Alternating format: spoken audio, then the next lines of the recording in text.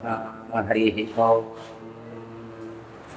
जन्माद्यस्य यतोऽन्वयादितरतज्ञार्थेष्वभिज्ञस्वराट् तेने ब्रह्म हृदाय आदिकवये मुह्यन्ति यं सूरयः तेजो वारिमृदां यथा विनिमयो यत्र त्रिसर्गो मृषा भावना स्वेन सदा निरस्तकुहकं सत्यं परं धीमहि चक्रं यस्य भुजाग्रमेतललितं विद्युत्प्रभं व्राजते शङ्खो यस्य विराजते करतले सम्पूर्णचन्द्रप्रभः माला यस्य चम्पका सतिलकाशाशोकनीलोत्पला भवत्मान् पातु षडर्धविक्रमगतिस्त्रैलोक्यनाथो हरिः प्रथमो हनुमान् नाम द्वितीयो भीमयेव च पूर्णप्रज्ञतृतीयत्वभगवत्कारसाधकः कामधेनुर्यथा पूर्वं सर्वाभीष्टफलप्रद तथा कलौ वादिराजश्रीपादो भीष्टदस्सदां भवते धनुभावादिडमोऽपि वाग्मी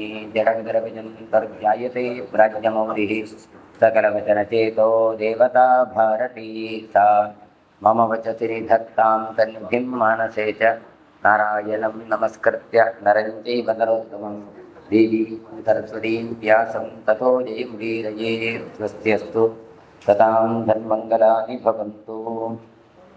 ಹರಿವಂಶದಲ್ಲಿ ಸೂರ್ಯವಂಶದ ಚರಿತ್ರೆಯನ್ನು ಹೇಳ್ತಾ ಇದ್ದಾರೆ. ಬಿಭಸ್ವಾನ್ ಅಂದರೆ ಸೂರ್ಯ ತಾನು ತನ್ನ ಪತ್ನಿಯಾದ ಸಂಜ್ಞೆಯನ್ನು ಹುಡುಕಿಕೊಂಡು ಹೊರಡ್ತಾನೆ. ಎಲ್ಲಿದ್ದಾಳೆ ಅಂತ ಗೊತ್ತಿಲ್ಲ. ಉತ್ತರ ಪೂರ್ವ ಪ್ರದೇಶದ ಕಡೆಗೆ ತಾನು ತಪಸ್ಸನ್ನು ಮಾಡಲಿಕ್ಕೆ ಹೋಗಿದ್ದಾಳೆ. ಹೋಗುವಾಗ ಅಲ್ಲಿ ದದರ್ಶ ಯೋಗಮಾಸ್ಥಾಯ ಸ್ವಾಂ ಭಾರ್ಯಾಂ ಬಡವಾಂ ತಥಾ ಅದೃಶ್ಯಾಂ ಸರ್ವಭೂತಾನಾಂ ತೇಜಸಾ ನಿಯಮೇನ. ಸೂರ್ಯ ಯೋಗವನ್ನು ಹೊಂದಿದ್ದರಿಂದ ಯಾವ ತೇಜಸ್ಸಿನಿಂದ ಬಲಾಢ್ಯನಾಗಿದ್ದಾನೆ ಹಾಗೆಂತ ತೇಜಸ್ಸುಳ್ಳ ಒಂದು ಕುದುರೆಯನ್ನು ತನ್ನ ಪತ್ನಿ ಅಂತ ತಾನು ಗುರುತಿಸ್ತಾನೆ. ಗೊತ್ತಾದ ನಂತರ ಸೋ ಅಶ್ವರೂಪೇಣ ಭಗವಾನ್ ಸ್ಥಾಮುಖೇ ಸಮಭಾವಯತ್. ಪೂಜ್ಯನಾದ ಸೂರ್ಯ ಅಂದರೆ ಏನು ಮಾಡ್ತಾನೆ ಹೇಳಿದ್ರೆ, ಕುದುರೆಯ ರೂಪದಲ್ಲಿರುವ ಸಂಜ್ಞೆಯ ಮುಖದಲ್ಲಿ ತನ್ನ ಮುಖವನ್ನಿಟ್ಟು ತಾನು ಚುಂಬಿಸ್ತಾನೆ. ಮೈಥುನಾಯ ವಿವೇಶ್ವಂತಿ ಪರಮುಂಸೋಪಶಂಕಯ ಸಾ ತನ್ನಿರವಚ್ಛುಪ್ರಂ ಧನಸಿಕಾಭ್ಯಾಂ ವಿಪಕ್ವತಃ. ಸಂಜ್ಞೆ ಏನು ಆಲೋಚನೆ ಮಾಡ್ತಾಳೆ, ಇದು ಯಾರೋ ಬೇರೆ ಬಂದದ್ದು, ಯಾವುದೋ ಪರಪುರುಷ ಅಂತ. ಪುರುಷ ಅಂದರೆ ಗಂಡು ಕುದುರೆ ಅಂತ ಅರ್ಥ. ಹಾಗಾಗಿ ಮೈಥುನಕ್ಕೆ ಬರ್ತಾ ಇದ್ದಾನೆ. ಹಾಗಾಗಿ ಏನೋ ಇವ ತನ್ನ ಮುಖಕ್ಕೆ ತುಂಬಿಸ್ತಾ ಇದ್ದಾನೆ ಅಂತ ತಿಳಿದುಕೊಂಡು ಜೋರಾಗಿ ಸೀನಿ ಬಿಡ್ತಾಳೆ. ಹಾಗೆ ಸೀನಿದ್ದೇ ತಡ, ಅದರಿಂದಾಗಿ ಅದನ್ನು ಹೊರಗೆ ಹಾಕ್ತಾಳೆ. ಆ ಕೂಡಲೇ ದಿವ್ಯವಾದಂಥ ಉಳ್ಳಂತಹ ಇಬ್ಬರು ಯಮಣರು ಹುಟ್ಟಿಕೊಳ್ತಾರೆ. ಅಂದರೆ ಟ್ವಿನ್ಸ್ ಕುದುರೆಗಳು ಹುಟ್ಟಿಕೊಳ್ತವೆ. ದೇವವು ತಸ್ಯಾಂ ಅಜಾಯೇತಾಂ ಅಶ್ವಿನೌ ಭಿಷಜಾಂಬರೌ ನಾಸತ್ಯಶ್ಚೈವ ದಸ್ತ್ರಶ್ಚ ಸ್ಮೃತೌ ಅಶ್ವಿನಾಮಿತಿ. ಆ ವೈದ್ಯರು ಹುಟ್ಟಿದ್ದಾರೆ ಅಂತ ಹೇಳ್ತಾರೆ. ದೇವವೈದ್ಯರು ಯಾರು? ಅಶ್ವಿನಿ ದೇವತೆಗಳು. ಒಬ್ಬರ ಹೆಸರು ನಾಸತ್ಯ, ಇನ್ನೊಬ್ಬರ ಹೆಸರು ದಸ್ರ ಅಂತ ಹೇಳಿ. ಹಾಗಾಗಿ ಇವರು ಯಮಳರಾಗಿ ಟ್ವಿನ್ಸ್ ಆಗಿ ಹುಟ್ಟಿಕೊಂಡಿದ್ದಾರೆ. ಮಾರ್ತಂಡಸ್ಯ ಸುತಾವೇತ ವಿಶ್ವಮಸ್ಯ ಪ್ರಜಾಪತಿ ತಾಂತು ರೂಪೇಣ ಕಾಂತೇನ ದರ್ಶಯಾಮಾಸ ಭಾಸ್ಕರಃ. ಅಷ್ಟಮ ಪ್ರಜಾಪತಿಯಾದದ್ದು ಯಾರು ಹೇಳಿದರೆ ಸೂರ್ಯ ಅಂತ ಹೇಳ್ತಾನೆ. ಹಾಗಾಗಿ ಅವನ ಮಕ್ಕಳು ಅಶ್ವಿನಿ ದೇವತೆಗಳು. ಆಗ ಸಂಜ್ಞೆ ಏನು ಮಾಡ್ತಾಳೆ ಕೇಳಿದರೆ, ತನ್ನ ಮನೋಹರವಾದ ರೂಪವನ್ನು ಸೂರ್ಯನಿಗೆ ತೋರಿಸ್ತಾಳೆ. ತಾಂತು ರೂಪೇಣ ಕಾಂತೇನ. ಅಷ್ಟರವರೆಗೆ ತಾನು ಕುದುರೆ ಅಂತ ತೋರಿಸಿಕೊಂಡವಳು ಈಗ ತನ್ನ ರೂಪವನ್ನು ಭಾಸ್ಕರನಿಗೆ, ಸೂರ್ಯನಿಗೆ ತೋರಿಸ್ತಾ ಇದ್ದಾಳೆ. ಸಾಜದೃಡ್ವೈವ ಭರ್ತಾರಂ ತುತೋಷ ಜನಮೇಜಯ ಯವಸ್ತು ಕರ್ಮಣ ತೇನ ಭೃಷಂ ಪೀಡಿತ ಮಾನಸಃ. ಆ ಸಂಜ್ಞೆ ಏನು ಮಾಡ್ತಾ ಹೇಳಿದ್ರೆ, ಸೂರ್ಯನನ್ನು ಚೆನ್ನಾಗಿ ಸಂತೋಷಪಡಿಸಿದಳು. ಇಷ್ಟು ಸಮಯ ಸೂರ್ಯನೊಟ್ಟಿಗೆ ಸೇರಿಬಿಟ್ಟ ತೊದಾಗಿ ಇದ್ದವಳು. ಹಾಗಾಗಿ ಅವರಲ್ಲಿ ಯಮಸ್ತು ಕರ್ಮಣ ತೇನ, ಇವಳು ಏನು ಮಾಡ್ತಾಳೆ ಹೇಳಿದ್ರೆ ಚೆನ್ನಾಗಿ ಸಂತೋಷಪಡಿಸಿದ್ದು ಮಾತ್ರ ಅಲ್ಲ, ಯಮನಿಂದ ಆದಂತಹ ಘಟನೆ ಏನಿತ್ತು ಅದನ್ನು ಮಾನಸಿಕವಾಗಿ ತಾನು ತುಂಬ ದುಃಖವನ್ನು ಪ್ರಕಟಿಸಿರುವುದು. ಸೂರ್ಯನನ್ನು ಪಡೆದಕ್ಕೆ ಸಂತೋಷ ಆಯಿತು, ಆದರೆ ಯಮನಿಗೆ ಶಾಪ ಕೊಟ್ಟಿದ್ದಾಳೆ ಛಾಯೆ ಅಂತ ಕೇಳಿ ದುಃಖವೂ ಆಯಿತು. ಧರ್ಮೇಣ ರಂಜಯಾಮಾಸ ಧರ್ಮರಾಜ ಪ್ರಜಾ ಇಮಾಹ ಧರ್ಮೇಣ ಕರ್ಮಣ ತೇನ ಶುಭೇನ ಪರಮದ್ಯುತಿ. ಧರ್ಮೇಣ ರಂಜಯಾಮಾಸ, ಧರ್ಮ ಪ್ರಜ್ಞೆಯಿಂದ ಪ್ರಜೆಗಳನ್ನೆಲ್ಲ ಸಂತೋಷಗೊಳಿಸುತ್ತಾನೆ ಸೂರ್ಯ ಅಂತ ಕೊಡ್ತಾರೆ. ಅತ್ಯದ್ಭುತವಾದಂತಹ ಈತ ಧರ್ಮೇಣ ಕರ್ಮಣ ತೇನ, ಧರ್ಮದಿಂದಲೂ ಇನ್ನು ಕರ್ಮದಿಂದ ಕೂಡ ತಾನು ಅತಿಯಾದ ಕಾಂತಿ ಸಂಪನ್ನನಾದ ಸೂರ್ಯ ಒಳ್ಳೆಯ ರಾಜ್ಯಭಾರವನ್ನು ಮಾಡ್ತಾ ಇದ್ದ. ಪಿತೃಣ ಆಧಿಪತ್ಯಂಚ ಲೋಕಪಾಲತ್ವಮೇವ ಚ ಮನುಸ್ ಪ್ರಜಾಪತಿತ್ವಾದಿ ಸಾವರ್ಣಸ್ತಮೋಫಲಃ. ಈಗ ಲೋಕಪಾಲತ್ವವನ್ನು ಪಡೆದ ಅಂದ್ರೆ ಅದೆಲ್ಲವೂ ಕೂಡ ಒಂದೊಂದು ಪದವಿ.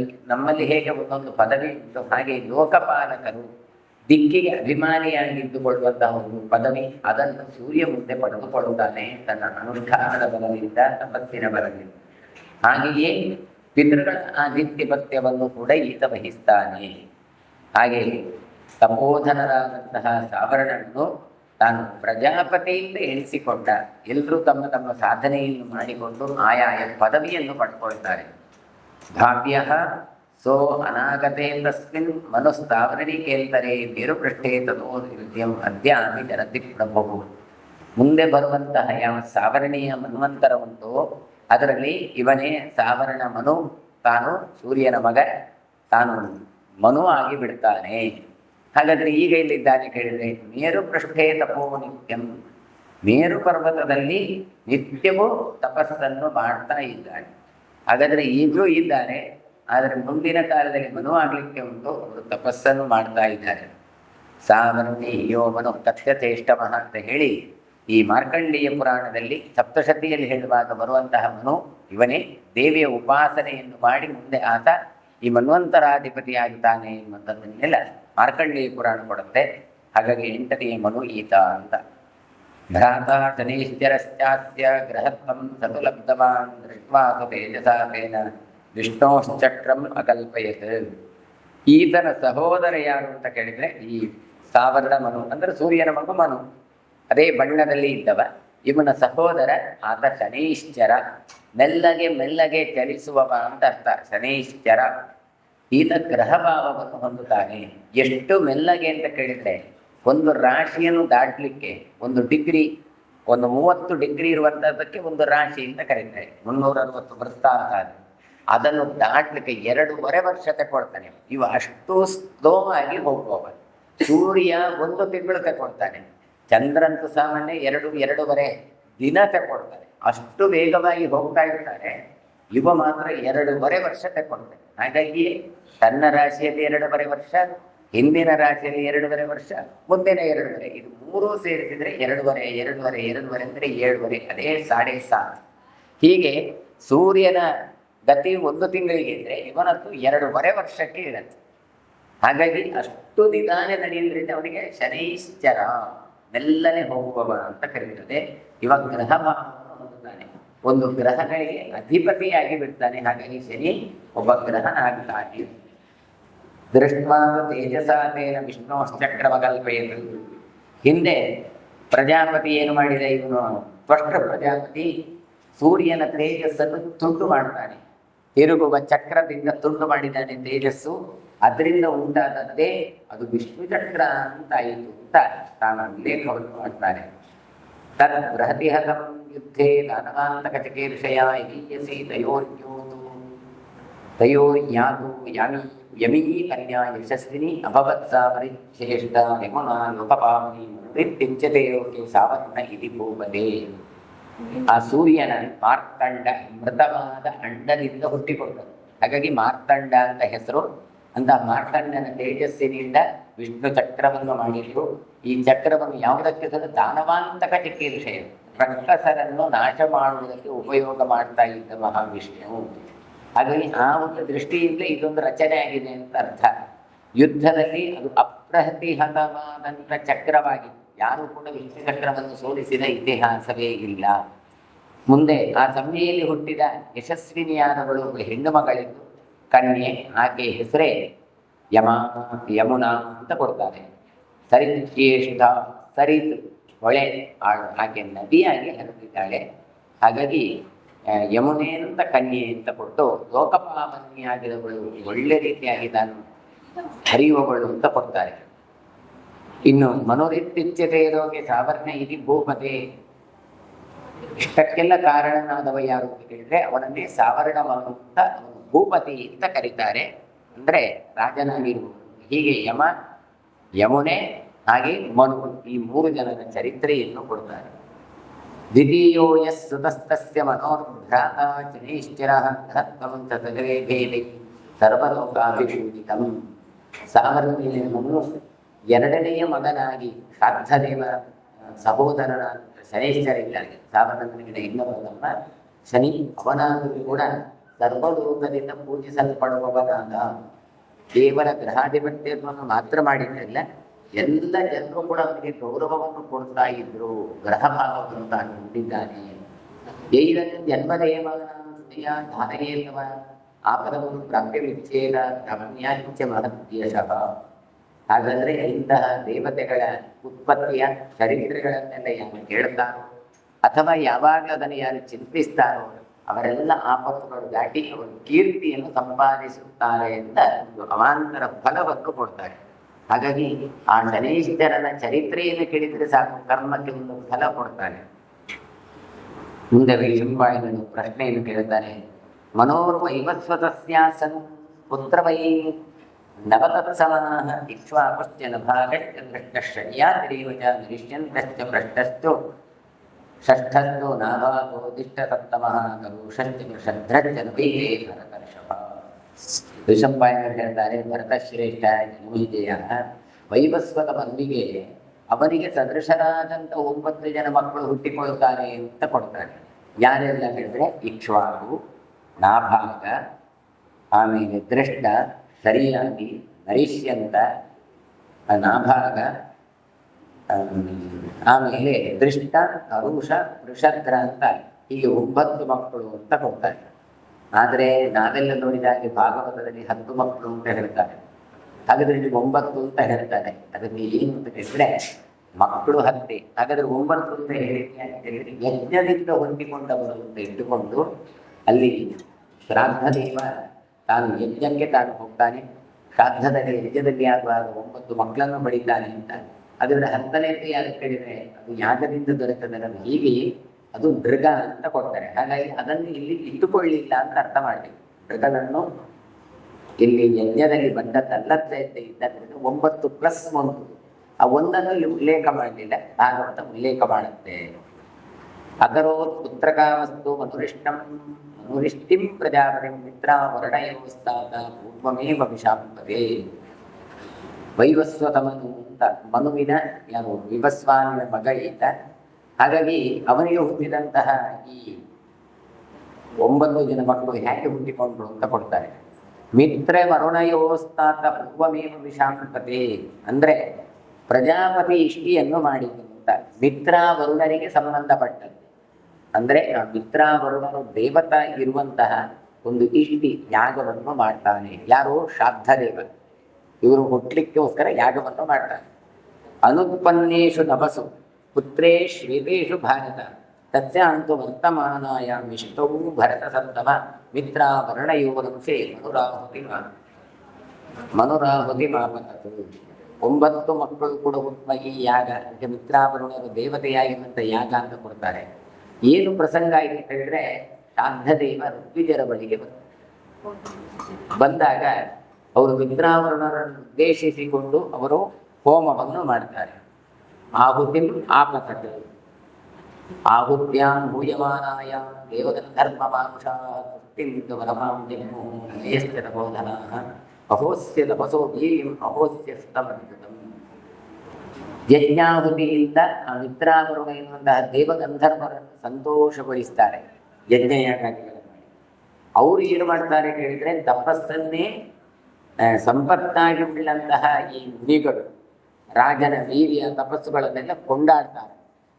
ಹಾಗಾಗಿ ಏನು ಹೇಳ್ತಾರೆ ಈ ರಾಜನನ್ನು ಕೇಳಿದ್ರೆ ಅಹೋಸ್ಯ ತಪಸೋ ವೀರ್ಯಂ ಅಹೋಸ್ಯ ಶ್ರುತಮದ್ಭುತಂ.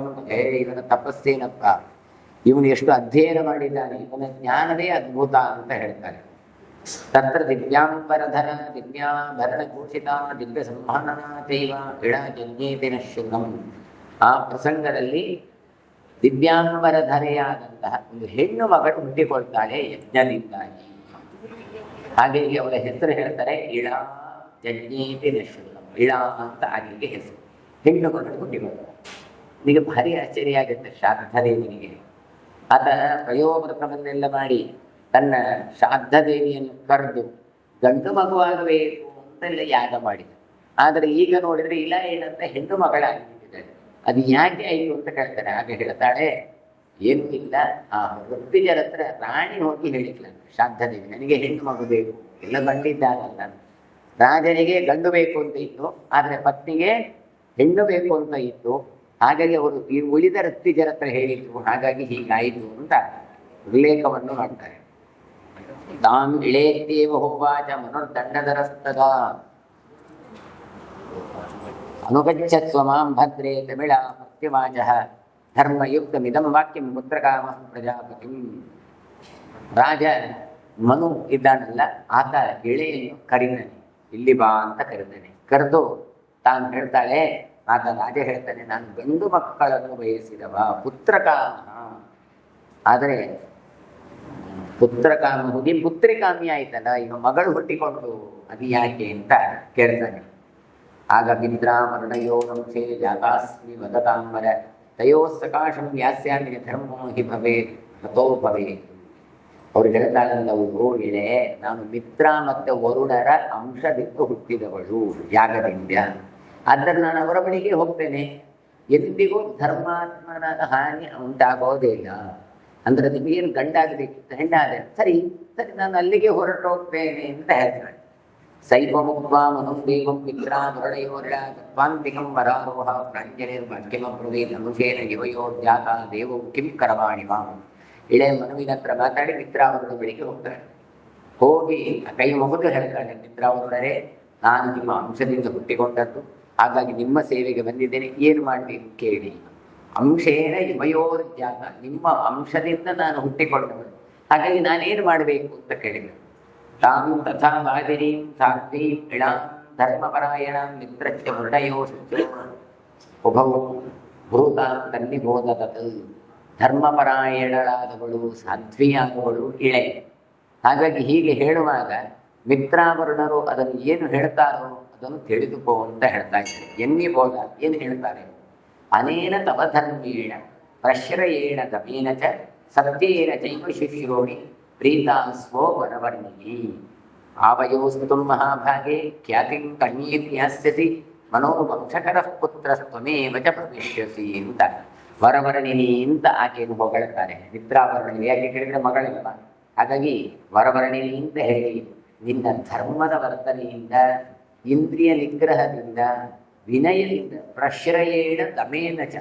ಇಂದ್ರಿಯ ನಿಗ್ರಹ ಒಂದು ತಗ್ಗಿ ಬಗ್ಗೆ ನಡೆಯುವಂಥದ್ದು, ಸತ್ಯವಾಗಿ ಹೇಳ್ತಾ ಇದ್ದಿ, ಹಾಗಾಗಿ ಶಿರೋಣಿ, ಒಳ್ಳೆಯ ಶಿರೋಣಿಗಳೇ, ನಾವು ನಿನಗೆ ಪ್ರೀತರಾಗಿದ್ದೇವೆ. ಮಗಳಾಗಿ ಬಂದು ಹೇಳಿದ್ದಾಳೆ. ಬಂದು ಬೇರೆಯವರಾದ್ರೆ ಏನು ಗಲಾಟೆ ಮಾಡ್ತಾ ಇದ್ರು, ನನ್ನನ್ನು ಹುಟ್ಟಿಸಿದ್ರಲ್ಲ, ಏನಕ್ಕೆ ಕರೆದದ್ದು ಹೋ ಅಂತೇಳಿ ಜೋರು ಮಾಡ್ತಾ ಇದ್ರು. ಇವಳದ ಏನು ಮಾಡಿದ್ರೆ, ನಾನು ನಿಮ್ಮ ವಂಶದಿಂದ ಹುಟ್ಟಿಕೊಂಡವಳು, ಏನಂತೆ ನೀವು ನನ್ನನ್ನು ಕರೆದಿದ್ದೀರಿ ಅಂತ ಬಹಳ ನಾಜೂಕಾಗಿ ಕೇಳಿದ್ರಿಂದ ಇವರು ಅನುಗ್ರಹವನ್ನು ಮಾಡ್ತಾ ಇದ್ದಾರೆ. ಅವರು ಹೇಳ್ತಾರೆ, ಮಹಾಭಾಗ್ಯವಂತಳು ನೀನು, ನಮ್ಮಿರುವರ ಮಕ್ಕಳಾಗಿ ನೀನು ಮಗಳಾಗಿ ಬಂದಿದ್ದಿ, ನಮ್ಮ ಕೀರ್ತಿಯನ್ನು ನೀನು ಬೆಳಗತಿ ನೀನು. ಹಾಗಾಗಿ ನಮಗೆ ಮಾತ್ರ ಮತ್ತೆ ಮನೋರ ವಂಶಕರ ಪುತ್ರ, ಮನುವಿನ ವಂಶವನ್ನು ಬೆಳಗಿಸುವ ಮಗನೂ ನೀನೇ ಆಗತಿ ಅಂತ ತಾವು ಹೊಗಳ್ತಾರೆ. ಇದ್ದವರಿಗೆ ಮಗಳು ಹೇಳ್ತಾರೆ, ಹೆಣ್ಣು ಮಕ್ಕಳನ್ನು ಎಷ್ಟೋ ಜನ ಹೇಳ್ತಾರೆ, ನೀನು ಮಗಳಲ್ಲ, ನೀನು ಮಗ. ಅದೇ ರೀತಿಯಾಗಿ ಇಲ್ಲಿ ಕೂಡ ಮನೋರ ವಂಶಕರ ಪುತ್ರ ಅಂತ ಹೇಳಿ ತಾನು ಉಲ್ಲೇಖ ಮಾಡ್ತಾರೆ. ಹಾಗಾದ್ರೆ ಏನು ಸುದ್ಯುಮ್ನ ಇಲ್ಲಿ ವಿಖ್ಯಾತ ಲೋಕೇಶ ಶೋಭನೆ ಜಗತ್ಪ್ರಿಯೋ ಧರ್ಮಶೀಲ ಮನೋರ್ವಂಶ ವಿವರ್ಧನ. ನಿನಗೆ ನಾನು ಮಗ ಅಂತ ನಾನು ಹೇಳ್ತಾ ಇದ್ದೇನೆ, ಹಾಗಾಗಿ ಇನ್ನು ಮುಂದೆ ನಿನ್ನ ಹೆಸರು ಇಳೆ ಅಂತ ಮತ್ತೇನು ಬಿಟ್ಟರೆ ಸುದ್ಯುಮ್ನ. ನಿನ್ನ ಹೆಸರು ಸುದ್ಯುಮ್ನ ಅಂತಾಗಿ 3 ಜಗತ್ತಿನಲ್ಲಿ 3 ಲೋಕದಲ್ಲಿ ಕೂಡ ಪ್ರಸಿದ್ಧಿಯನ್ನು ಪಡೀಲಿ. ನೀನು ಧರ್ಮಶೀಲನಾಗಿ ಮನುವನ ವಂಶವನ್ನು ಬೆಳೆಸುವವಳಾಗುತ್ತಿ. ನಿವೃತ್ತ ಸಾತು ತಚ್ಚರ್ತ್ವ ಗಚ್ಚಂತಿ ಪಿತರಂತಿಕಂ ಬುಧೇನ ಅಂತರಮಾಸಾಧ್ಯ ಮೈಥುನಾಯೋಪವರ್ತಿಕ.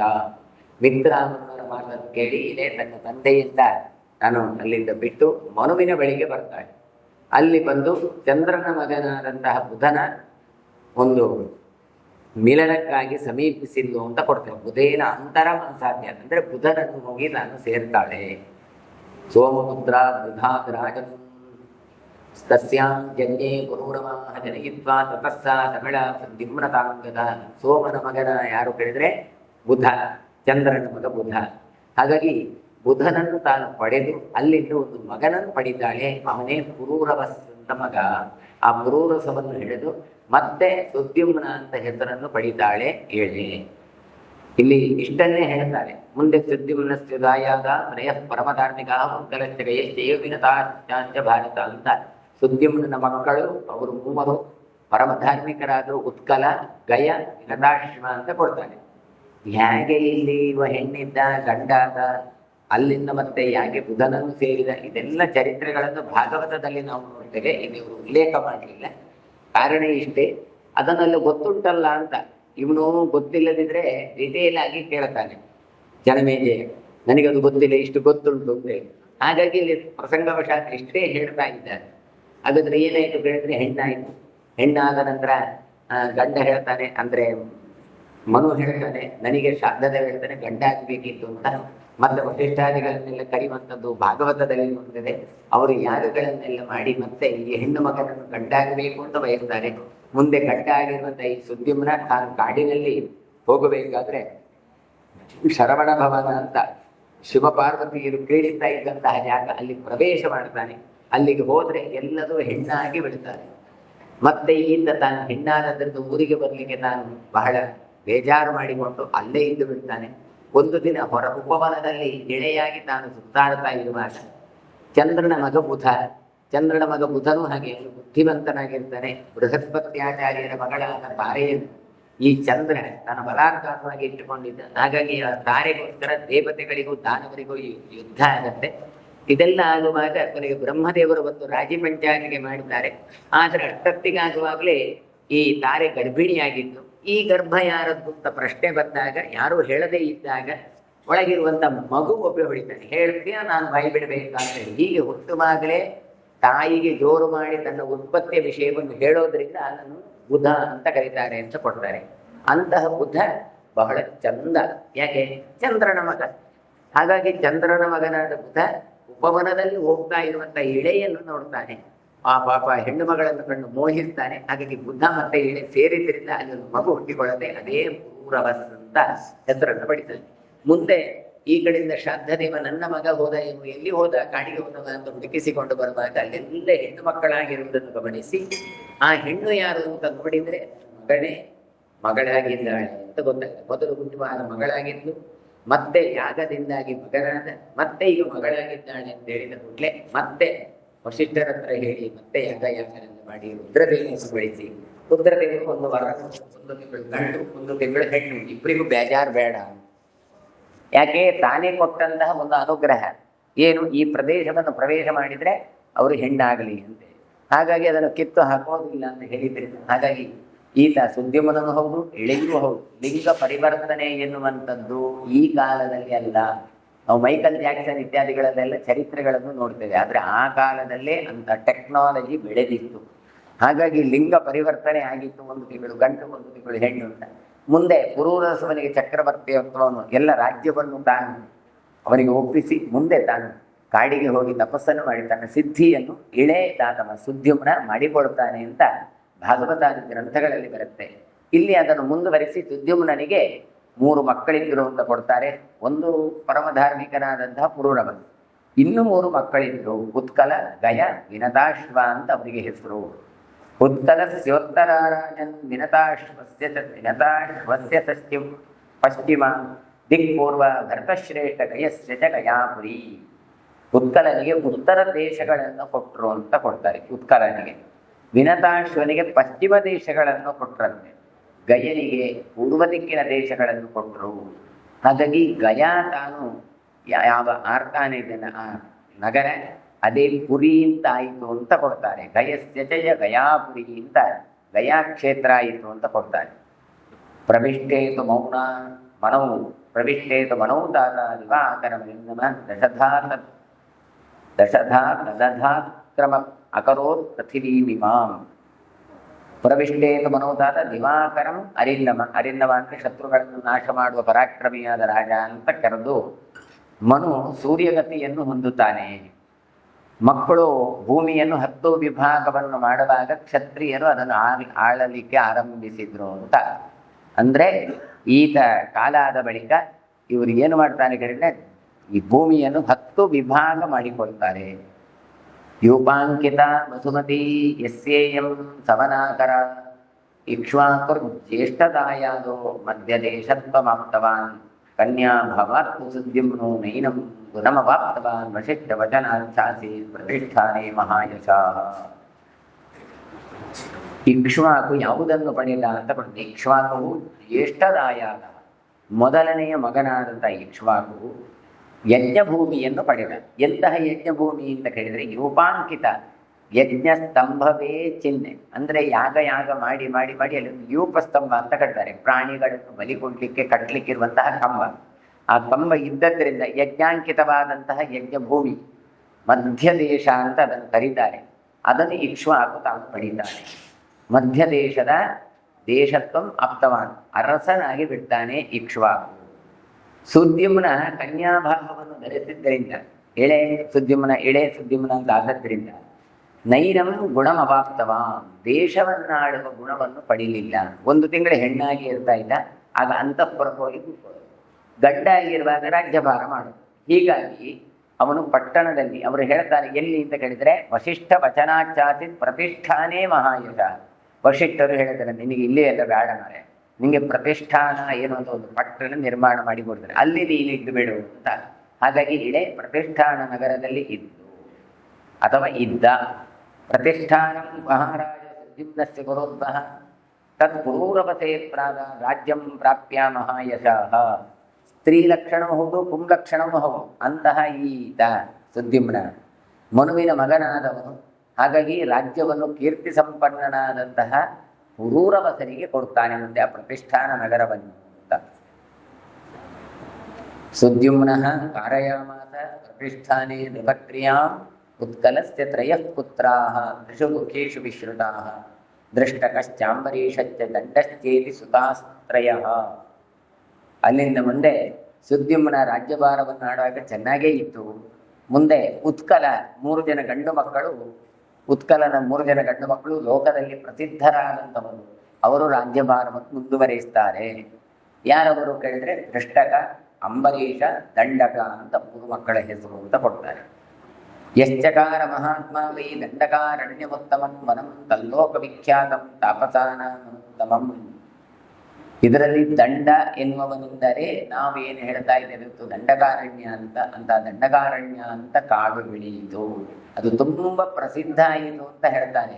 ಎಷ್ಟು ಕೇಳಿದರೆ ತಾಪಸಾಂ ಅನುಮುತ್ತಮಂ, ಋಷಿಗಳಿಗೆಲ್ಲ ತಪಸ್ಸು ಮಾಡಲಿಕ್ಕೆ ಇರುವ ಕಾಡಾಗಿ ಬೆಳೆಯಿತು ಅಂತ ಕೊಡ್ತಾರೆ.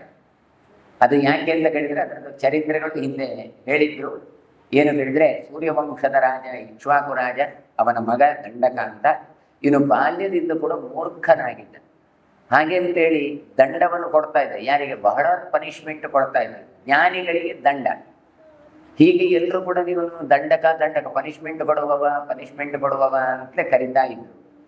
ಈತ ಏನು ಮಾಡ್ತಾ ಇದ್ದ ಕೇಳಿದರೆ ತನ್ನ ಗುರುಕುಲವನ್ನು ತೊರೆದು ಶುಕ್ರಾಚಾರ್ಯರನ್ನು ಪುರೋಹಿತರನ್ನಾಗಿ ಮಾಡಿಕೊಂಡಿದ್ದ. 1 ಜನ ಶುಕ್ರಾಚಾರ್ಯರು ಇಲ್ಲದಾಗ ಅವರ ಮಗಳು ಒಬ್ಬಳಿತ್ತು, ಅರಜೆ ಅಂತ.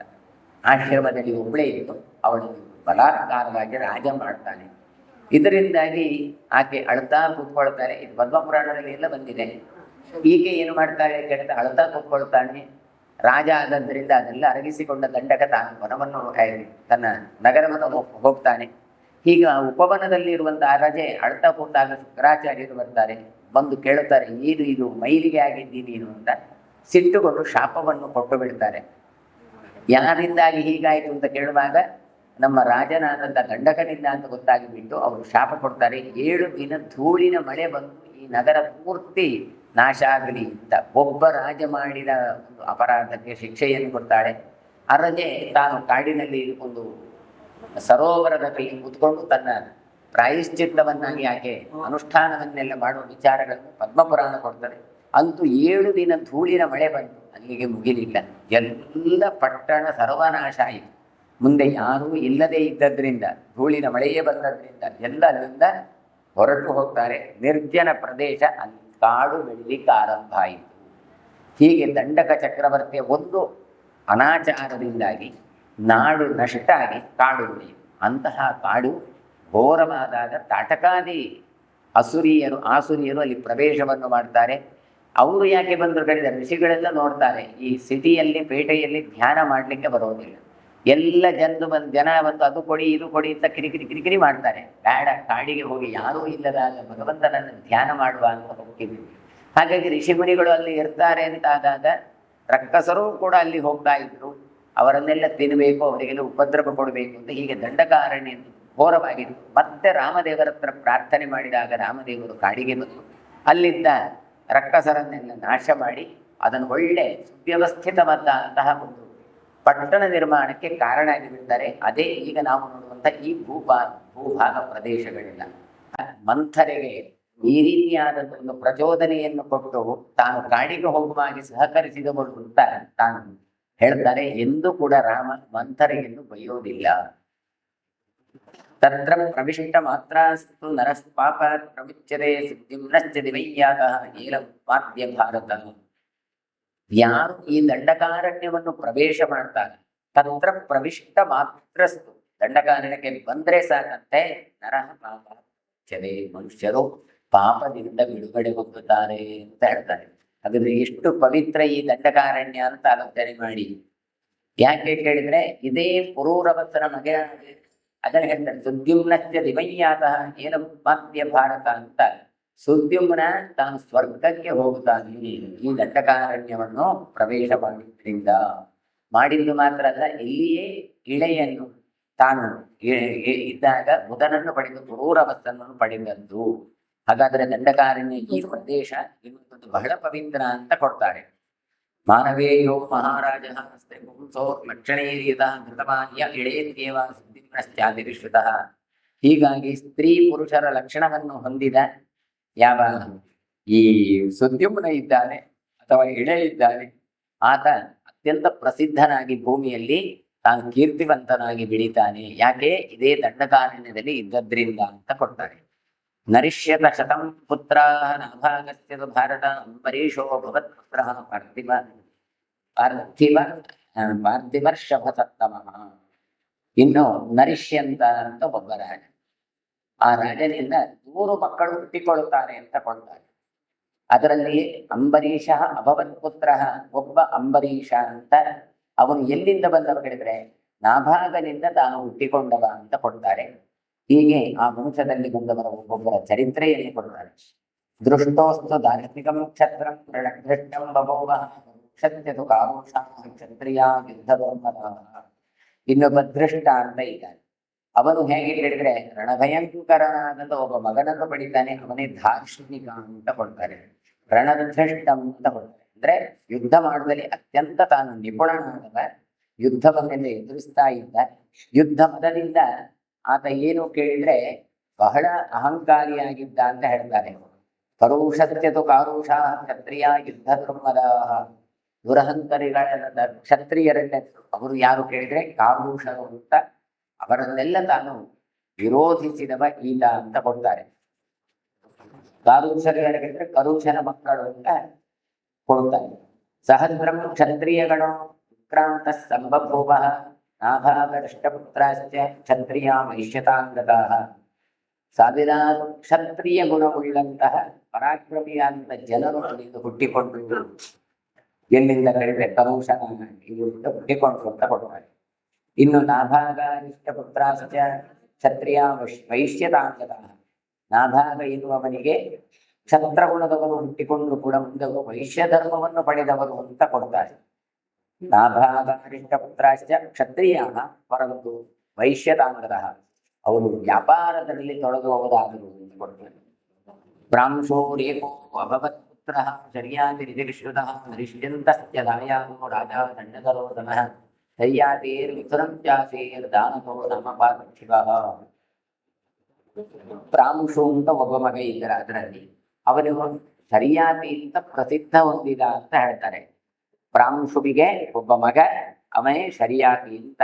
ನಮಗೆ ಶರ್ಯಾತಿಯ ಕಥೆ, ಸುಕನ್ಯೆಯ ಚರಿತ್ರೆ ಇತ್ಯಾದಿಗಳೆಲ್ಲ ಭಾಗವತದಲ್ಲಿ ಇರುತ್ತೆ. ಇಷ್ಟೇ ಹೇಗೆ ಹೋಗ್ತಾರೆ ಅಂತ. ವಿಸ್ತಾರವಾಗಿ ಹೇಳಲಿಕ್ಕೋಸ್ಕರ. ನರಿಷ್ಯಂತಸ್ತ್ಯದಾಯ, ಈ ನರಿಷ್ಯಂತನ ಮಕ್ಕಳಲ್ಲಿ ಒಬ್ಬ ಅರಸನಾನಗೂ ಇದ್ದ, ಅವನೇ ದಮ ಅಂತ ಅವನ ಹೆಸರು ಅಂತ ಕೊಡ್ತಾರೆ.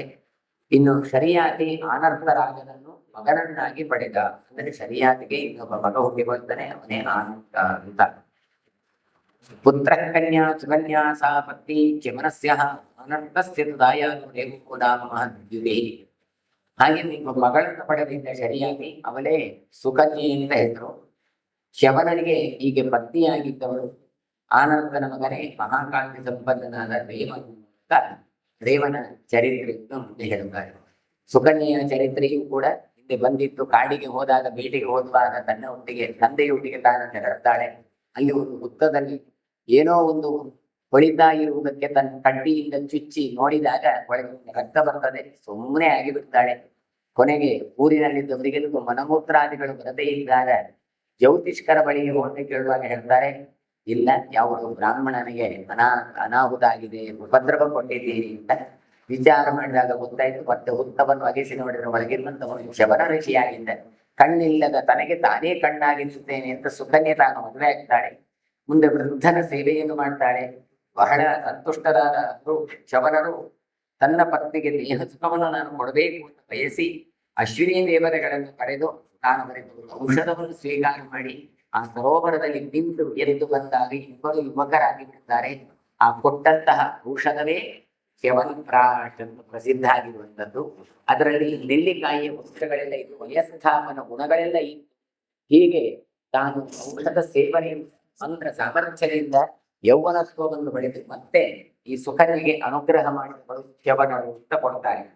ಈ ವಿಜಯವನ್ನು ಯಾರು ಚಿಂತನೆ ಮಾಡ್ತಾರೆ ಅವರ ಕಣ್ಣೆಲ್ಲ ಒಳ್ಳೆದಾಗಿ ಬಿಡುತ್ತೆ ಅಂತ ಅದಕ್ಕೆ ಫಲವೂ ಕೊಡ್ತಾರೆ. ಹೀಗೆ ಅನರ್ಥನ ಮಗ ಅವನು ದೇವ ಎನ್ನುವವನು. ಆನರ್ಥ ವಿಷಯೇ ದೈವ ಪುರಿ ಜಾತಿ ಸ್ಥಳೇ ದೇವಸ್ಯ ಶತಂ ಪುತ್ರ ಪುತ್ರಿ ನಾಮ ಪಾರ್ಥಿಕ ಜ್ಯೇಷ್ಠ ಪುತ್ರ ಶತಸ್ಯಾಸೀತ್ ರಾಜ್ಯಂ ಪ್ರಾಪ್ಯ ಸ್ಥಳೀ ಸ ಕನ್ಯಾ ಹಿತ ಶುಕ್ಲ ಗಂಧರ್ವಂ ಅಣಂತಿಗೆ. ಕುಶಸ್ಥಳಿ ಅಂತ ಪಟ್ಟಣ, ಅಲ್ಲಿ ಅನರ್ಥ ಅಂತ ರಾಜ, ಅವನ ಅಧ್ಯಕೃತಕ್ಕೆ ಅದು ಒಳಪಟ್ಟಿರಿ ಅಂತ ಕೊಡ್ತಾನೆ. ಆ ದೇವನಿಗೆ 100 ಮಂದಿ ಮಕ್ಕಳಿದ್ರು. ಅದರಲ್ಲಿ ಕಕುತ್ವಿ ಅಂತ ಮೊದಲನೆಯ ಜ್ಯೇಷ್ಠ ಪುತ್ರ ಅಂತ ಹೇಳ್ತಾರೆ.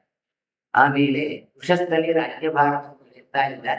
ಇದೇ ರಾಜನೇ ತನ್ನ ಮಗಳಾದ ರೇವತಿಗೆ ಗಂಡು ಹುಡುಕಬೇಕು ಅಂತ ಗಾಂಧರ್ವಂ ಬ್ರಹ್ಮನೊಂದಿಗೆ ಗಂಧರ್ವರ ಸಭೆಯಲ್ಲಿರುವ ಬ್ರಹ್ಮನ ಬಳಿಗೆ ಹೋಗ್ತಾನೆ. ಅಂದ್ರೆ ಈ ರೇವತ ತನ್ನ ಮಗಳಿಗೆ ರೇವತಿಗೆ ಒಂದು ಯೋಗ್ಯವಾದಂತ ಪುರುಷ ಯಾರು, ಗಂಡು ಯಾರು ಅಂತ ಹುಡುಕಿಕೊಂಡು ಹೋಗ್ತಾನೆ. ಮುಹೂರ್ತ ಭೂತನ ದೇವತ್ಯ ಮಾರ್ಗ್ಯಂ ಬಹು ಪ್ರಭೋ ರಾಜಗಾಮಜವೇನಾಥ ಸ್ವಾಮಿ ಯಾದವೈರ್ ಮನುಷ್ಯ ಅಲ್ಲಿ ಒಂದು ಗಳಿಗೆ ಬ್ರಹ್ಮನ ಹೇಳಿ ಕಳಿಸ್ತಾನೆ, ನಾನು ಸಂಗೀತ ಕಚೇರಿ ಆಗ್ತಾವನು, ಒಂದು ಗಳಿಗೆ ನಿಂತುಕೊಳ್ಳಿ, ಈಗ ಬರ್ತೇನೆ ಅಂತ ಹೇಳಿ. ಹೀಗೆ ಒಂದು ಗಳಿಗೆ ಬರ್ತೇನೆ. ಮುಹೂರ್ತ ಮುಹೂರ್ತ ಕಾರಣ ಹೊರಗೆ ಬರ್ತಾನೆ. ಬಂದ ನಂತರ ಕೇಳ್ತಾನೆ, ಯಾವುದು ಏನು ಎಂತ ಅಂತ. ಆಗ ಹೇಳ್ತಾರೆ, ನಾನು ಹೇಗೆ ನನ್ನ ಮಗಳಿಗೆ ಯಾರು ಯೋಗ್ಯವರ ಅಂತ ಕೇಳಲಿಕ್ಕೆ ಬಂದದ್ದು ಅಂತ. ಆಗ ಹೇಳ್ತಾರೆ, ಏನು ಬಹುಯುಗ ಪ್ರಭು, ಬಹಳ ಯುಗ ಕಳೆದು ಹೋಗಿದೆ, ಮನುಷ್ಯರೋತರ ಯುಗಗಳು ಬಹಳಷ್ಟು ಕಳೆದು ಹೋಗಿದ್ದಾವೆ. ನನಗೆ ಇಲ್ಲಿ ಒಂದು ಮುಹೂರ್ತ ಆಗಿತ್ತು, ಅದರಲ್ಲಿ ಬಹುಯುಗ ಕಳೆದು ಇದೆ. ಆದ್ದರಿಂದ ಈಗ ನೀರು ಹೋದಾಗಲಿ ಯಾರಿರ್ತಾರೆ, ಯಾದವೈರ್ ಪ್ರಧಾನ, ಯಾದವರು ಇದು ಉರಿಯುತ್ತಾನೆ ಅಂತ ಕುಶಸ್ಥಳಿಂದ ಅಲ್ಲಿಗೆ ನೀನು ಹೋಗುವ, ಅಲ್ಲಿ ಒಬ್ಬ ಬಲರಾಮ ಅಂತ ಇದ್ದಾನೆ, ನಮ್ಮ ಮದುವೆ ಅಂತ ಹೇಳಿ ಕರೀತಾರೆ. ಹಾಗಾಗಿ ತಾನು ಕೃತ್ವ ನಾನು ಎಂತ ಕೈಯಲ್ಲಿ ಕೊಡ್ತ ವಾಸುದೇವ ಆ ಕುಶಸ್ಥಳಿಯಿಂದ ಬಂದವರು ಹೇಗಿದ್ದಾರೆ ಅವರೆಲ್ಲ ಕೇಳಿದ್ರೆ, ಯಾದವರು ಕುಶಸ್ಥಳಿಯನ್ನು ಸುಂದರವಾದಂತಹ ದ್ವಾರಾವತಿಯಿಂದ ಪಟ್ಟಣವನ್ನು ಮಾಡಿದ್ದಾನೆ. ಯಾಕೆ ದ್ವಾರಾವತಿ ಅಂತ ಕೇಳಿದ್ರೆ, ಬಹುದ್ವಾರ ಬಹಳ ಬಾಗಿಲುಗಳಿಲ್ಲ, ಬಹಳ ಚಂದ ಇದ್ದಾನೆ ಅದು. ಅಲ್ಲಿ ಯಾರೆಲ್ಲ ಇದ್ರು ಕೇಳಿದ್ರೆ, ಭೋಜರು, ಕೃಷ್ಣಿಗಳು, ಅಂಧಕರು ಮೊದಲಾದವರೆಲ್ಲ ಆ ಪಟ್ಟಣವನ್ನು ಪರಿಪಾಲಿಸ್ತಾ ಇದ್ರು. ಹೇಗೆ ಕೇಳಿದ್ರೆ, ವಾಸುದೇವ ಪುರೋಗಮೈ, ವಸುದೇವನ ಮಗನಾದ ಕೃಷ್ಣನನ್ನು ಮುಂದಿಟ್ಟುಕೊಂಡು ಅವರು ಆಡಳಿತವನ್ನು ಮಾಡ್ತಾ ಇದ್ರು. ದೈವದೋ ಜ್ಞಾತ್ವ ಯಥಾ ಕರ್ತ್ಯವರಿದ್ದವ ಕನ್ಯಾಂ ತಾಂ ವರದೇವಾಯ ರೇವತೀಂ ನಾಮ ಸುಬ್ರತಾಂ ದತ್ವಾ ಜಗಾಮ ಶಿಖರಂ ನೇರೋಸ್ತಪತಿ ಸಂಸ್ಥಿತ ರೇಮೇ ರಾಮೋಪಿ ಧರ್ಮಾತ್ಮ ರೇವತ್ಯ ಸಹಿತ ಪ್ರಭು. ಆಮೇಲೆ ರೈವತರಿಸಿದ ಕಕುದ್ವಿ ಯಾರಿದ್ದಾನೆ ಆತ ಕಾಲಚಕ್ರದ ವ್ಯಾಪ್ತಿಯನ್ನು ಅರ್ಥ ಮಾಡಿ ಹೇಳಬೇಕಾದ್ರೆ ಅರ್ಥ ಮಾಡಿಕೊಂಡು ತ್ರೇತಾಯುಗದ ಕನ್ಯೆ ವ್ರತನಿಷ್ಠಳಾದ ತನ್ನ ಮಗಳು ರೇವತಿ ಅವನನ್ನು ಬಲರಾಮನಿಗೆ ಕೊಟ್ಟು ಮದುವೆ ಮಾಡ್ತಾನೆ. ಬಲರಾಮ ಎಲ್ಲಿದ್ದ ಕೇಳಿದ್ರೆ ಶಿಖರ ವೀರೋಸ್ತವತಿ ಸಂಶ್ರಿತಃ, ಮೇರು ಶಿಖರದಲ್ಲಿ ತಪಸ್ಸು ಮಾಡಲಿಕ್ಕೆ ತಾನು ಹೊರಟು ಹೋಗ್ತಾನೆ. ದೈವದನೆನಿಸಿದ ಕಪುದು ತತತ್ತೋ ದೈವತೋ ಜ್ಞಾನತ್ವ. ದೈವತ ಅಂದ್ರೆ ಹಾಗೆ ಭಗವಂತನ ಕಾಲಚಕ್ರ, ಭಗವಂತನ ಮಹಿಮೆ ಇದೆಲ್ಲ ತಿಳ್ಕೊಂಡವ ತನ್ನ ಮಗಳನ್ನು ತಾನು ಬಲರಾಮನಿಗೆ ಕೊಟ್ಟು ಮದುವೆ ಮಾಡ್ತಾನೆ. ಕೊನೆಗೆ ತಾನು ಮಾತ್ರ ಮೇರು ಶಿಖರದಲ್ಲಿ ಕುಳಿತು ತಪಸ್ಸಿಗೆ ತೊಡಗುತ್ತಾನೆ. ಬಲರಾಮ ಏನ್ ಮಾಡ್ತಾ ಇದ್ದಾರೆ, ರೇವತಿಯಿಂದ ಕೂಡಿ ಆರಾಮವಾಗಿ ಸಂತೋಷವಾಗಿ ಇದ್ದ ಅಂತ ಕೊಡ್ತಾರೆ. ರೇವತ್ಯ ಸಹಿತ ಪ್ರಭು ರೇವೇ ರಾಮ. ರಾಮ ಅಂದ್ರೆ ಇಲ್ಲಿ ಪರಶುರಾಮನೂ ಅಲ್ಲ, ಶ್ರೀರಾಮನೂ ಅಲ್ಲ, ಮತ್ತೆ ಹೇಳಿದ್ರೆ ಬಲರಾಮ ಅಂತ. ಹಾಗಾಗಿ ರಾಮ ರಾಮ ರಾಮ ಅಂತ ಹೇಳಿದ್ರೆ ಯಾವ ರಾಮನೂ ಆಗಬಹುದು. ಜನಮೇಜಯ ಕಥಂ ಬಹುಯುಗೇ ಕಾಲೇ ಸಪತೀತೆ ದ್ವಿಜರ್ಷಭ ನಜರಾಂ ರೇವತೀ ಪ್ರಾಪ್ತಾರೇ. ಬಹಳ ಕಾಲ ಕಥಂ ಬಹುಯುಗೇ ಕಾಲೇ, ಮಹಾಕಾಲ ಕಳೆದು ಹೋಗುತ್ತೆ. ಆದರೆ ರೈವತನೆನಿಸಿದಂತ ಯಾವ ಕಪುನಿಯ ಮಗಳಾದಂತಹ ರೇವತಿ ಅವಳು ಬಲರಾಮನನ್ನು ಹೊಂದಿದ್ದು, ಆದರೆ ಅವಳಿಗೆ ವೃದ್ಧಾಪ್ಯ ಸೋಪಿಲ್ವಾ ಅಂತ ಪ್ರಶ್ನೆಯನ್ನು ಹಾಕ್ರೆ. ನಜರಾಂ ರೇವತಿ ಪ್ರಾಪ್ತ ಅಲ್ಲ, ಮುದುಕಿಯಾಗಿಲ್ವಾ ಅಂತ. ಎಷ್ಟು ಒಂದೆರಡು ಕಾಲ ಅಲ್ಲ. ಹಾಗಾದ್ರೆ ತ್ರೇತಾಯುಗದಿಂದ ಇಲ್ಲಿರುವಂಥದ್ದು ದ್ವಾಪರ ಯುಗ. ಮೇರು ಗತತ್ಯ ವಾಸತ್ಯ ಶಾರ್ಯಾಟೆ ಸಂದಪಿ ಕಥಂ ದಿನಾ ಪಿತೃಭ್ಯಾಂ ಅದ್ಯಾಪಿ ಶ್ರೋತವಿದ್ಯಾಪಿ ತತ್ವದಃ. ಮತ್ತೆ ಹೇಳ್ತಾನೆ, ರೇವತ ರಾಜ್ಯ ಮೇರು ಪರ್ವತಕ್ಕೆ ಹೊರಟ ಅವನ ಸಂತಾನ. ಆದರೆ ತಂದೆ ತಾಯಿಗಳಿಲ್ಲದೆ ಇದ್ರೂ ಕೂಡ ಅವನ ಸಂತತಿ ಮುಂದುವರಿಯಿತ. ಎಂತ ಇದು ಯಥಾರ್ಥವಾಗಿ ಕೇಳಲಿಕ್ಕೆ ನಾನು ಇಚ್ಛಿಸ್ತಾ ಇದ್ದೇನೆ ಅಂತ ಪ್ರಶ್ನೆಯನ್ನು ಮಾಡ್ತಾ ಇದ್ದೇನೆ. ಹಾಗಾಗಿ ವೇಷಪಾಯಿಗಳು ಅದನ್ನು ವಿಸ್ತೃತವಾಗಿ ಹೇಳ್ತಾರೆ. ನಜರ ಶಿಲ್ಪಿಪಾಸೈ ನಮೃತ್ಯು ಭರತರ್ಷವ ಋತುಚಕ್ರಂ ಪ್ರಭವತೆ ಬ್ರಹ್ಮಲೋಕೆ ಸನಾತನಿ. ಬ್ರಹ್ಮಲೋಕ ಅಂದ್ರೆ ಸಾಮಾನ್ಯ ಅಲ್ಲ, ಅದು ಸನಾತನವಾದಂತಹ ಪಾಪದೂರವಾದ ಪುಣ್ಯಶಾಲಿಗಳೇ ಇರುವಂತಹ ಪಟ್ಟಣ.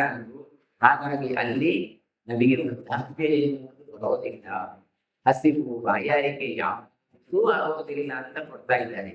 ಅಷ್ಟು ಬಿಟ್ಟರು ಮೃತ್ಯು ಭರತರ್ಷಭ, ಮೃತ್ಯುವಿನ ಹೆದರಿಕೆಯೂ ಇಲ್ಲ, ಋತುಚಕ್ರದ ಪ್ರಭಾವವೂ ಅಲ್ಲಿ ನಡೆಯುವುದಿಲ್ಲ. ಇವತ್ತು ನನಗೆ ಒಂದೊಂದು ಋತುಗಳು ಬಂದು ಹೋದದ್ರಿಂದ ದೇಹದಲ್ಲಿ ಪರಿಮಾಣಗೊಂಡು ಪರಿಣಾಮ ಆಗಿ ಹಾಗೆಲ್ಲ ಆಗತ್ತೆ. ಆದರೆ ಅಲ್ಲಿ ಯಾವ ಪ್ರಭಾವಗಳು ಆಗೋದಿಲ್ಲ. ಕಪುದ್ವಿನತ್ತು ರೈವತಸ್ಯ ಗತಸ್ಯ ಹಿ ಹತಾ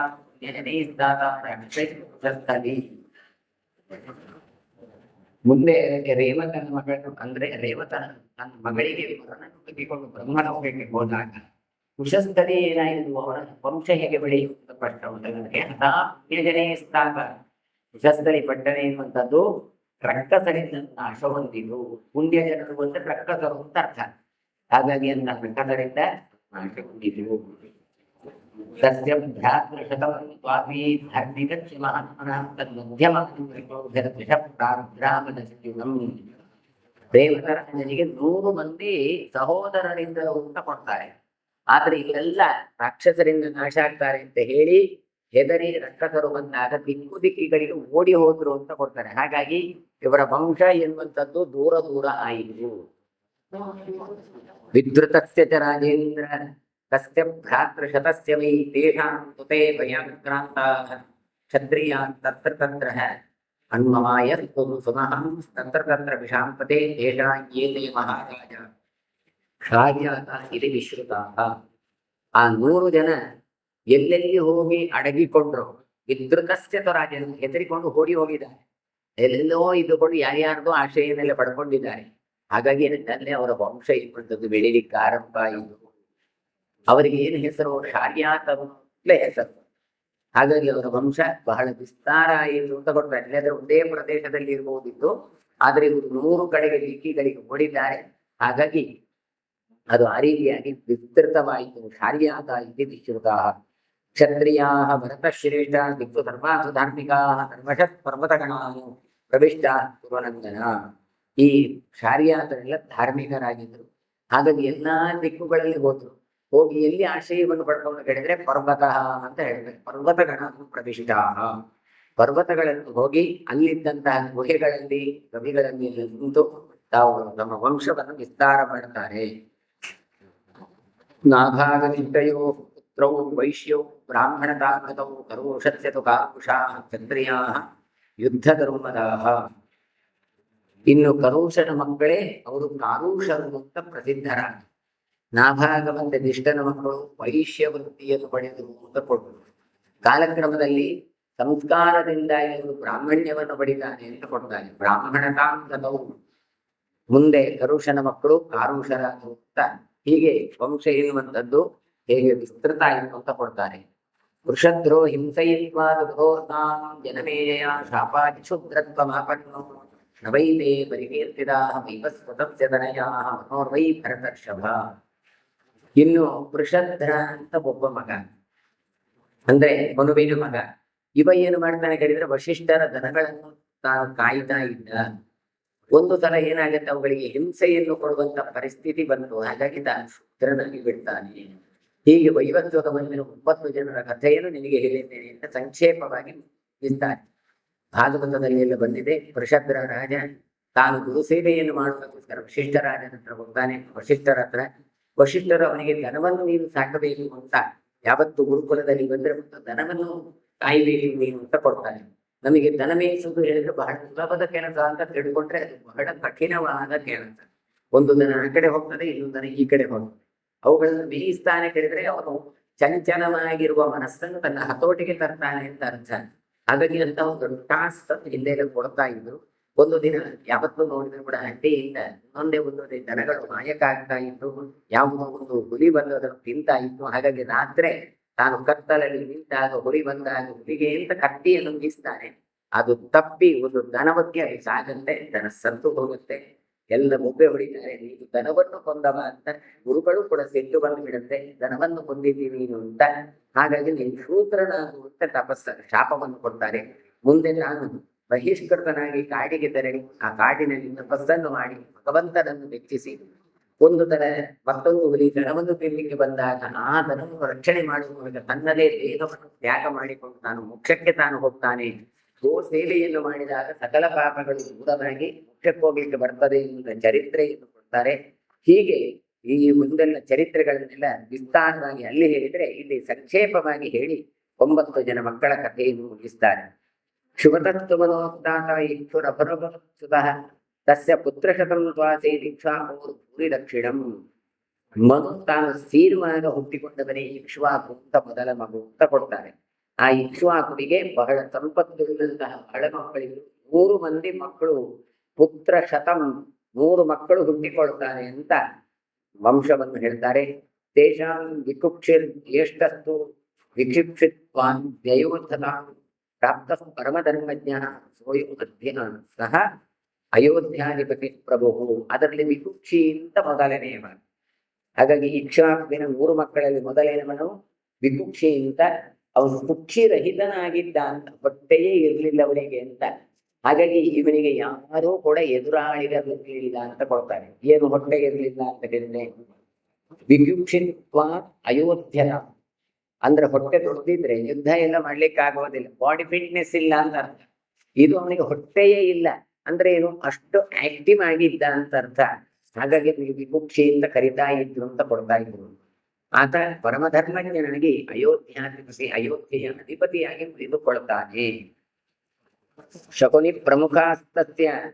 ಯಾರು ಈ ವಿಕುಕ್ಷಿ ಕೇಳಿದ್ರೆ ಇಂದ್ರನ ಅವತಾರ ಅಂತ. ಇಲ್ಲಿ ಇನ್ನೊಂದು ಹೆಸರೇ ಶಶಾದ ಅಂತ ಭಾಗವತ ಉಲ್ಲೇಖ ಮಾಡುತ್ತೆ. ಶಕುನಿ ಪ್ರಮುಖಾಸ್ತತ್ಯ ಪುತ್ರಾ ಪಂಚಾಶದುತ್ತಮಾ ಉತ್ತರ ಪಥದೇಶಸ್ಯ ರಕ್ಷಿತಾರೋ ವಿಷಾಂಪದೇ. ವಿಕುಕ್ಷಿರಾಜನಿಗೆ 50 ಜನ ಮಕ್ಕಳಿದ್ರು ಅಂತ ಕೊಡ್ತಾರೆ. ಅದರಲ್ಲಿ ಶಕುನಿ ಎನ್ನುವನು ಮೊದಲು. ಹಾಗಾಗಿ ಉತ್ತರ ಪಥ ದೇಶದ ರಕ್ಷಕರಾಗಿದ್ದರು ಇವರೆಲ್ಲ ಅಂತ ಕೊಡ್ತಾರೆ. 40 ತಥಾ ಶೌಚ ದಕ್ಷಿಣಸ್ಯಾಂ ತಥಾ ದಿಶಿ ವಸಾತಿ ಪ್ರಮುಖಾಶ್ಚಾನ್ಯೇ ರಕ್ಷಿತಾರೋ ಮಹೀಕ್ಷಿತಃ.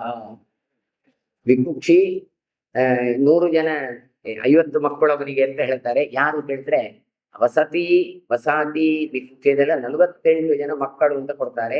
ಇವರೆಲ್ಲ ಏನು ಮಾಡಿದ್ರು ಹೇಳಿದ್ರೆ ದಕ್ಷಿಣ ದಿಕ್ಕನ್ನು ರಕ್ಷಿಸುವ ರಾಜರಾಗಿದ್ದರು ಅಂತ. ವಸಾತಿ ಪ್ರಮುಖಾಶ್ಚಾನ್ಯೇ ದಕ್ಷಿಣಸ್ಯಾಂ, ದಕ್ಷಿಣ ದಿಕ್ಕನ್ನು ಅವರು ರಕ್ಷಣೆ ಮಾಡ್ತಾ ಇದ್ರು. ವಿಕ್ಷ್ವಾಕುಸ್ತು ವಿಕ್ಷಿಪೈ ಅಷ್ಟಕಾಯ ಮಥಾದಿಶತ್ ಮಾಂಸಯಾನಾಯ ಶಾಬ್ದಾರ್ಥಂ ಉದಾಹತ್ವ ಮಹಾಬಲ.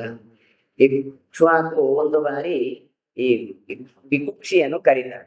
ಕರೆದು ನನಗೆ ಅಷ್ಟಕ ಶ್ರಾದ್ದ ಮಾಡಬೇಕು, ಈ ಶ್ರಾದ್ದಕ್ಕೆ ತಿನ್ಲಿಕ್ಕೆ ಬೇಕಾದಂತ ಮೃಗಗಳನ್ನು ಪದಾರ್ಥಗಳನ್ನು ತಂದುಕೊಂಡು ಬಾ ಅಂತ ಹೇಳ್ತಾನೆ. ಅಂದ್ರೆ ಮೃಗ ಮಾಂಸವನ್ನು ತಂದುಕೊಡ್ಲಿಕ್ಕೆ ಹೇಳ್ತಾನೆ. ಅದಕ್ಕೆ ಹೇಳ್ತಾರೆ ಮಹಾಲಯ ಶ್ರಾದ್ದ, ಅಷ್ಟಕ ಶ್ರಾದ್ದ. ಅದಕ್ಕೆ ನೀನು ಆಹಾರವನ್ನು ತಯಾರು ಮಾಡು ಅಂತ ಹೇಳ್ತಾರೆ.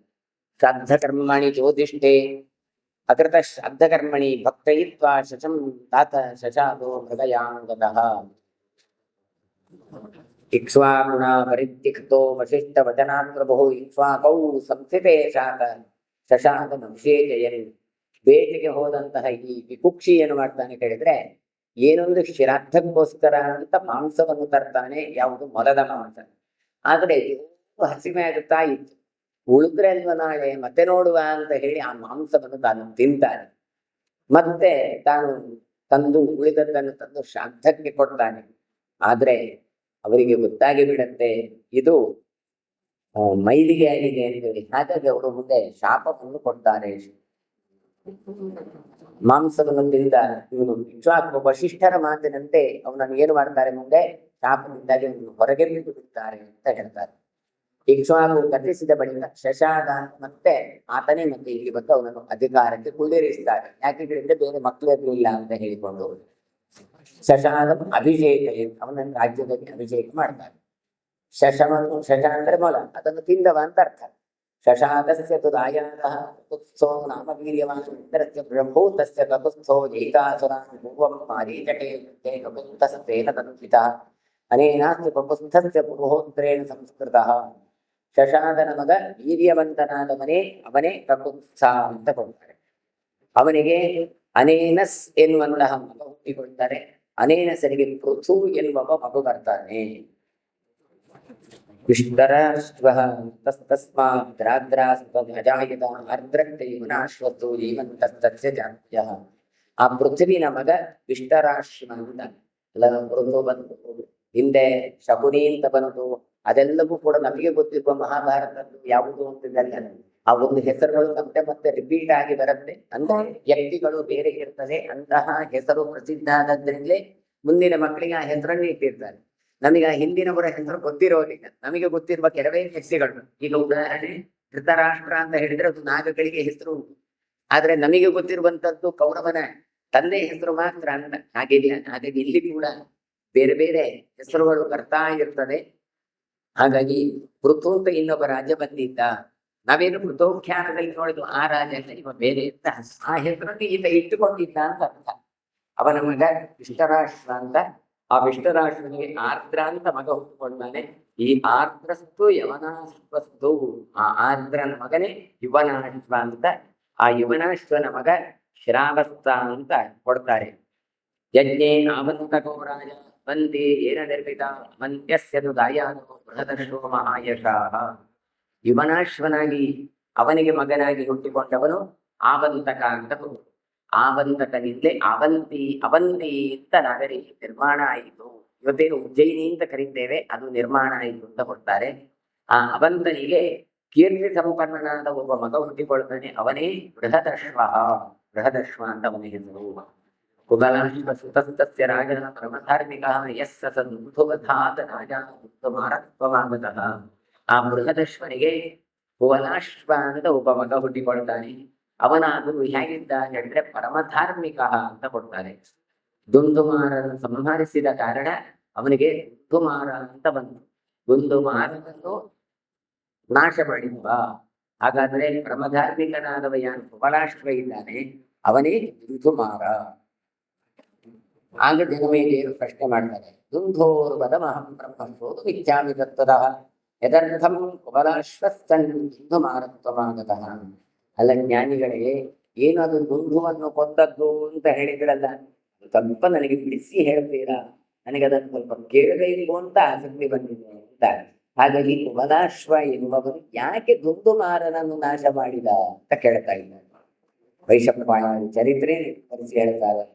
ಕುವಲಾಶ್ವಸ್ಯ ಪುತ್ರಾಣಾಂ ಶತವೃತ್ತಂ ಅಧನ್ಯಾನ್ ಸರ್ವ ವಿದ್ಯಾಸು ನಿಷ್ಣಾತ ಬಲವಂತೋ ದುರಾಶಕ್ತದಾ ಧಾರ್ಮಿಕ ಸರ್ವೇ ಯಜ್ವಾನೋ ಭೂರಿಕರ್ಮಣಃ ಕುವಲಾಶ್ವಂ ಸುತಂ ರಾಜ್ಯೇ ಬೃಹದಶ್ವೋಭ್ಯಸೇಜಯತ್ ಬಭೂವ ಪಿತಾ ರಾಜ್ಯೇ ಬೃಹದಶ್ವೋ ನ್ಯವ್ಯೋಜಯತ್. ಭುವನಾಶ್ವ ಅವನಿಗೆ 100 ಜನ ಮಕ್ಕಳಿದ್ರು ಅಂತ ಕೊಡ್ತಾರೆ. ಹೇಗೆ ಹೇಳಿದ್ರು, ಉತ್ತಮ ಬಿಲ್ಲು ವಿದ್ಯೆಯನ್ನು ಕಲಿತಂತವರು ಅಂತ ಹೇಳ್ತಾರೆ, ಎಕ್ಸ್ಪರ್ಟ್ ಅಂತ ಅರ್ಥ. ಅವರೆಲ್ಲ ಏನು ಮಾಡ್ತಾರೆ ಹೇಳಿದ್ರೆ, ಇವನು ಬೃಹದಾಶ್ವ ಏನು ಮಾಡ್ತಾನೆ, ಎಲ್ಲ ನಗರದ ರಕ್ಷಣೆಗೆ ನಿಯೋಜನೆ ಮಾಡ್ತಾನೆ. 100 ಜನ ಇದ್ದಾರೆ, ಬಿಲ್ವಿದ್ಯೆ ಗೊತ್ತು, ನಗರವನ್ನು ರಕ್ಷಣೆ ಮಾಡಿ ಅಂತ ಕೊಡ್ತಾರೆ. ಎಲ್ರು ಹೇಗಿದ್ರು ಕೇಳಿದ್ರೆ, ಅವರು ಬೃಹದಶ್ವ ಅಂತ ಕೇಳಿದ್ರೆ, ಬಭೂವು ಧಾರ್ಮಿಕ ಸರ್ವೇ ಯಜ್ವಾನೋ ಭೂರಿ ಕರ್ಮಣ, ಒಳ್ಳೆ ಧಾರ್ಮಿಕರಾಗಿದ್ದು ಮಾತ್ರ ಅಲ್ಲ, ಒಳ್ಳೆ ಕೆಲಸಗಾರರು ಅಂತ ಭೂರಿ ಕರ್ಮಗಳು ಮತ್ತೆ ಯಜ್ಞ ಯಾಗಾದಿಗಳನ್ನು ಮಾಡುವವರು ಶ್ರೇಷ್ಠ ಪುರುಷರಾಗಿದ್ರು. ಪುತ್ರ ಸಂಕ್ರಾಮಿತ ಶ್ರೀಸ್ತು ವನಂ ರಾಜ ದೇಶ ತಮುದಂಕೋಥ ವಿಪ್ರಶಿ ಪ್ರಯಾಂತಂ ಪ್ರತ್ಯವಾರಯತು. ತನ್ನ ಸಂಪತ್ತನ್ನೆಲ್ಲ 100 ಜನ ಮಕ್ಕಳಿಗೆ ತಾನು ಹಂಚುತ್ತಾನೆ. ಹಂಚಿ ಅರಣ್ಯ ಕಡೆಗೆ ತಾನು ವಿರಕ್ತನಾಗಿ ತಾನು ಹೊರಡುತ್ತಾನೆ. ವಿರಕ್ತನಾಗಿ ಪ್ರಯಾಣ ಮಾಡುತ್ತಿರುವಂತಹ ಈ ಬೃಹದಶ್ವನೆಲ್ಲ ಆಗ ಒಬ್ಬ ಋಷಿಗಳನ್ನು ತಾನು ಭೇಟಿ ಮಾಡ್ತಾನೆ. ಅದು ಯಾರು? ತಂ ಉದಂಕೋತ ವಿಪ್ರಷಿ ಪ್ರಯಾಣ ಪ್ರತ್ಯವಾರಯದು. ಉದಂಕ ಎನ್ನುವ ಋಷಿಗಳನ್ನು ತಾನು ಭೇಟಿ ಮಾಡ್ತಾನೆ. ಋಷಿಗಳು ತಡಿತಾರೆ, ಎಲ್ಲಿಗೆ ಹೋಗ್ತಾ ಇದ್ದೀಯಪ್ಪ?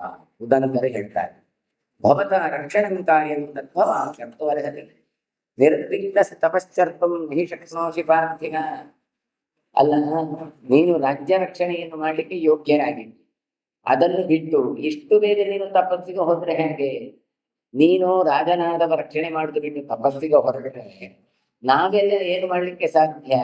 ಹಾಗಾಗಿ ನಾವೆಲ್ಲ ನೀನು ರಕ್ಷಣೆ ಮಾಡಿದ್ರೆ ನಾವು ತಪಸ್ಸು ಮಾಡಬಹುದು. ನಿರುದ್ವಿಗ್ನ ತಪಶ್ಚರ, ನೀನೂ ಕೂಡ ನಮ್ಮ ಹಾಗೆ ತಪಸ್ಸಿಗೆ ಬಂದಾದರೆ ನಮ್ಮನ್ನು ರಕ್ಷಣೆ ಮಾಡುವುದು ಯಾರು? ಮದಾಶ್ರಮ ಸಮೀಪೇ ಹಿ ತಮೇಶು ಮರುಧನ್ನತಃ ಸಮುದ್ರ ಬಾಲುಕಾಪೂರ್ಣಂ ಉಚ್ಚಾನಕ ಇಲ್ಲಿ ಶ್ರುತಃ. ಆತ ಹೇಳ್ತಾನೆ, ನನ್ನ ಆಶ್ರಮ ಸಮೀಪದಲ್ಲಿ ಒಂದು ಮರುಭೂಮಿ ಇದೆ. ಎಲ್ಲೆಡೆ ಕೂಡ ಅದು ಸಮುದ್ರದ ಮರಳಿನಿಂದ ಕೂಡಿಕೊಂಡದ್ದಾಗಿದೆ. ಅದಕ್ಕೆ ಹೆಸರು ಕೂಡ ಹೇಳ್ತಾರೆ ಉಜ್ಜಾನುಪ ಅಂತ, ಅದರ ಹೆಸರು ಅದು ಮರುಭೂಮಿ ಅಂತ. ಹಾಗಾಗಿ ನಮ್ಮ ಅನುಷ್ಠಾನಕ್ಕೆ ಅದು ಉಪದ್ರವ ಆಗುತ್ತಾ ಉಂಟು. ಯಾಕೆ ಕೇಳಿದ್ರೆ, ಒಬ್ಬ ಅಸುರ ಇದ್ದಾನೆ, ಅವನು ನಾಶ ಮಾಡಬೇಕು ಅಂತೆಲ್ಲ ಕೇಳ್ತಾನೆ. ಹಾಗಾಗಿ ದುಂದುಮಾರನನ್ನು ಈ ಕುಮಲಾಶ್ವ ಇರುವವನು ತಾನು ಮುಂದೆ ನಾಶ ಮಾಡುತ್ತಾನೆ ಎನ್ನುವ ಚರಿತ್ರೆಯನ್ನು ಮತ್ತೆ ನಾಳೆ ಸೇರುವಾಗ ಚಿಂತನೆ ಮಾಡುವಂತ ಹೇಳ್ತಾ ಇವತ್ತಿನ ಪ್ರವಚನ ಮಂಗಳಗೊಳಿದ್ದೇನೆ. ಶ್ರೀಕೃಷ್ಣ ಸರದ ಸ್ವಭಾವ ಸಕಲ ಪ್ರಶ್ನೆ ಶ್ರೀಕೃಷ್ಣ. ಓಂ ಶ್ರೀ ಕೃಷ್ಣಾಯ ನಮಃ. ವಸುದೇವಾತ್ಮಜ ಪುಣ್ಯೋ ಲೀಲಾಮಾನುಷಿರಃ ಶ್ರೀವತ್ಸಗೌಸ್ತುಭಧರೋ ಯಶೋದಾವತ್ಸರೋ ಹರಿಃ ಚತುರ್ಭುಜಾಗ್ರಚಕ್ರಾಯುಧಶಂಖಾಯುಧಾಯುಧಃ ದೇವಕೀ ನಂದನ ಶ್ರೀಶೋ ನಂದಗೋಪಪ್ರಿಯಾನಂದಃ ಬ್ರಹ್ಮಾಡಿ ಬಲಭದ್ರಪ್ರಿಯಾನುಗಃ ಭೂತನಾದಿ ವಿರಾಹಾರಿ ಜಗಡಾಸುರಭಕ್ತನಃ ನಂದಂ ಬ್ರಜ ಜನಾನಂದಿ ಸಚ್ಚಿದಾನಂದ ನಿಗ್ರಹ ನಮನೀತವಿತ್ತಾಂಗೋ ನಮನೀತನವಾಹಾರೋ ಪ್ರಗಾಲಕೃತ ಷೋಡಶ ಸ್ತ್ರೀ ಸಹಸ್ರೇಶ ತ್ರಿಭಂಗಿ ಮಧುರಾಕೃತಿ ಸುಖಮಾಗಮೃತಾಬ್ಧಿಂ ದುರ್ಗೋ ಬಿಂದೋ ಗೋವಿದಾಂ ಕಪಿಃ ವತ್ಸಪಾದಹರೋ ನಂತೋಧ್ಯೇನುಕಾಶುರಭಂಜನಃ ಋಣೀಕೃತಗೃಣಾಕೃತೋ ಯಮಿಳಾರ್ಜುನಭಂಜನಃ ಉತ್ತಾಲತಾಲಭೇತ್ತಾಚರಮಾನಃ ಶ್ಯಾಮಳಾಕೃತಿಃ ಗೋಪಗೋಪೀಶ್ವರೋ ಯೋಗಿ ಕೋಟಿಸೂರ್ಯಸಮಪ್ರಭಾ ಇಳಾಪತಿಪತಿಂ ಗೋರ್ಧರಿಯಾರವೇಂದ್ರೋದ್ವಃ ವನಮಾಲಿ ಪೀಠವಾಸ ಪಾರಿಜಾತ ಗಹಾರತಃ ಗೋವರ್ಧನೋ ಜಲೋಧರ್ತಾ ಗೋಪಾಲಸ್ಥ